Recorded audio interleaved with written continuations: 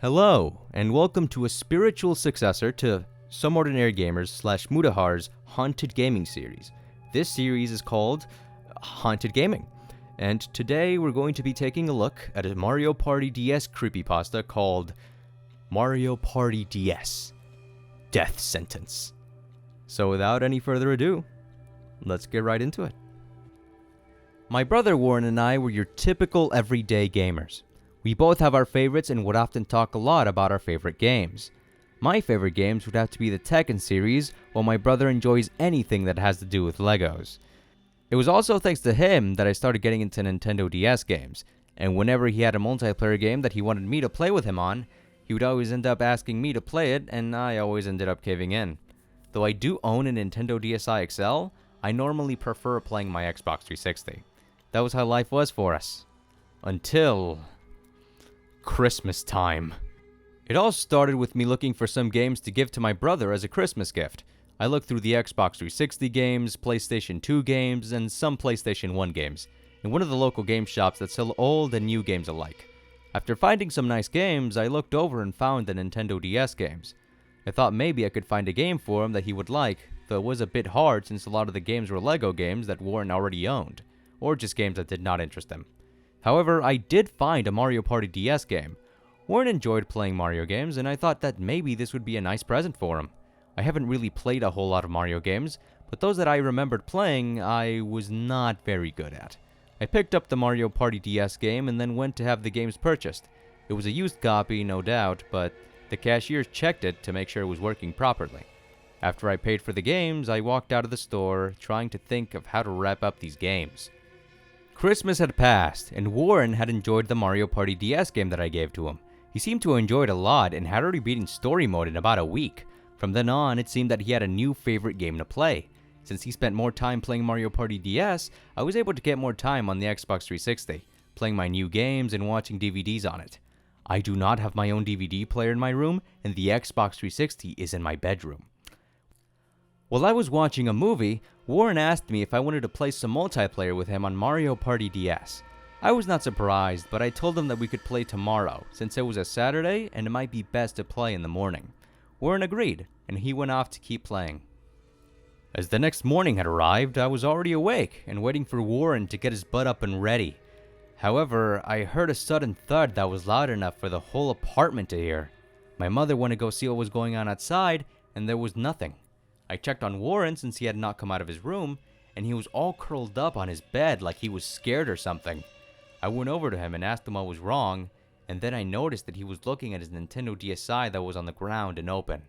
I saw the paint chipping from the wall close to where his DSi was at, and then I rolled my eyes and said, "Why did you throw your game?"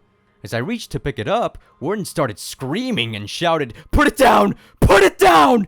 I looked at him confused yet flinched when he was screaming. My mother ran in and tried to get my brother to explain what was wrong. He kept saying something about the game having zombies and blood and gore, but the first thing that hit me when he said that was that he was reading creepypastas and tried to make stuff up for a lame-ass story. However, my brain shifted to something else as I saw that he was crying.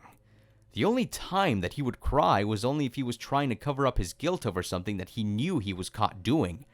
But this was the first time I have seen him cry in a long time out of, dare I say it, fear. My mother told Warren that he should lay off the video games for a while, and tried to get him to keep his mind off of his DSi. She thought she was successful whenever she was able to make him do other things like making items out of duct tape, learning origami, taking karate classes, and many other things that could keep him occupied. I thought she was successful too. Until one day while I was watching over him as her mom went to run an errand. Warren was busy making a wallet out of duct tape while I was doing a little bit of cleaning. He then looked over at me and said, "Hey sis, can you do me a favor?" I looked at him and said, "Sure, what is it?" He made a sigh and said, "Could you get rid of that Mario Party DS game, please? I don't want to play it anymore." I blinked once and then made a small shrug and nodded. "I'll get rid of it." I did not question him why, but I assumed that maybe whatever happened must have made him go into a small moment of insanity. I went into his room and got the Mario Party DS game card out of his DSi and the box the game came in. but due to my curiosity kicking in, I kept it in my room to play for later to figure out what may have gone wrong, if it was the game itself or maybe just as DSi. I waited until my mom came home before I decided to play the game on my DSi XL. I kept my door closed and slipped the game card into my DSi XL before powering it up. I kept the volume at a low level so that I do not attract attention to my brother and have him get angry. It seemed to start up normal, or what I assumed to be normal, since I do not see any glitches or violence popping up. I touched the bottom screen to access the file menu, and I selected my brother's file. I go to the main menu, but I still do not see anything wrong. I decided to give it a shot with this game and selected the party mode. I started up a new game and chose Battle Royale settings with my character as Daisy. The computer characters were Wario, Yoshi, and Toad. I saw what seemed like my brother had unlocked all the stages, though there was one stage that caught my eye. The last stage called The Last Party. I was curious about it, but I wanted to try one of the other stages first before jumping into that stage, so I selected Wiggler's Garden. It was later that I found out that the last stage was supposed to be Bowser's Pinball Machine, and that the last party was not a real stage. I played through the level and was able to get the hang of how to play. I was lucky that I had collected the most stars and beat the level. After my curiosity got the best of me after playing that level, I decided to check out the last party stage and see what it was all about. I selected the level and I selected Daisy again, but my opponents this time were Mario, Luigi, and Peach. The stage looked very dark from the normal chipperness for the rest of the game. It had lava in it, but I paid no mind to it, as well as some dark gothic architecture such as statues, a large castle, and a river. The river seemed to be normal since there was no sign of anything that would go wrong with it. Something intrigued me as the star location was shown. The text box said, "This is where the star is located. You can trade in 20 coins to retrieve this star, but you better hurry and get it before you end up trapped." Trapped? Maybe it must be one of the special actions of this board. Everything started up normal despite the haunting yet chilling music with this board, but I thought it would be normal since it is a haunting yet chilling environment on the board. After the first turn in the first minigame, the game changed to a situation called a game changer. I blinked and found it was set up just like the Final 5 frenzy. Bowser appeared and said in the text boxes, "Alright, little guys, time to switch things up a bit." He then named up the order of the current rankings with Peach being in last place. Bowser then said, "So, Peach, you are falling behind already, huh? Well, let's see what fate has for you." Then the selector appeared as the cursor was going through the list in a fast speed. While it was going, I saw a selection that read, Elimination. I wondered what it meant by that, but it ended up landing on Get 20 Coins. Peach ended up getting 20 coins as promised, and the game commenced on like normal. The level proceeded like normal with the game changer after each minigame, but then something made me very confused at the fourth turn. As it was Mario's turn, he had used his double dice he had bought earlier and ended up landing on the green question mark space. The screen then suddenly cut to black before the sound of Mario screaming. Not the blood-curdling screams or screeches you normally see in other creepypastas, but like his normal cry or yell whenever he falls. Echoed through the speakers. He was then shown to have disappeared from the board, and his current stats had disappeared too. I was confused on this, but the game commenced as normally until we got to the minigame. Although it played like normal, it keeps feeling off with just having 3 characters rather than 4.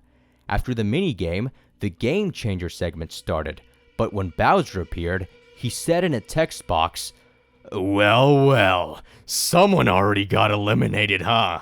Well, I'll let you shrimps be, for now." The game then continued on as normal. When my turn started up, I noticed something that looked like a prison cell, and I saw what looked like a beaten up Mario with patches of his clothes missing and having bruises and cuts all over him. I thought, poor Mario, what the hell happened to him when he was eliminated? The game proceeded on like normal until the Final 5 frenzy started. Peach was in last place yet again, and as the cursor flashed on down the selections, it landed up on Peach. His scream echoed through the speakers. Once everything was shown, Bowser then said, "Looks like you are one less player now. Let's keep going with the fun." Daisy and Waluigi were left in this game.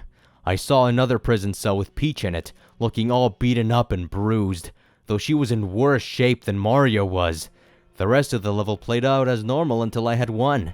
However, after naming the winner, Bowser appeared on the upper screen and he said, "Hold it! This game is not over! You have one more minigame to play, Daisy!"